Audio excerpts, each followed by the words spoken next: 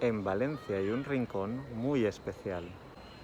Casi podríamos decir que secreto. Son los Jardines de Monforte.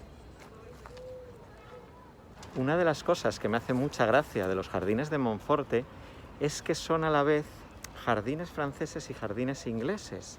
¿Qué es esto de jardines franceses y jardines ingleses? Vamos a ver. Los jardines franceses eran mucho más racionales, matemáticos, organizados. Iban dando a la naturaleza la forma que ellos querían. Y el jardín inglés pretendía ser una cosa así como más orgánica, más ecológica, como un bosquecito que te habías encontrado, ¿sabes? Y a la vez les gustaba mucho hacer rinconcitos monos así como casuales, como que estaban aquí cuando llegaron. Buena señora, ¿usted qué opina? ¿Que este jardín es de estilo inglés o francés? Yo lo que creo es que no hay que renunciar a nada. Arreglar, pero informal.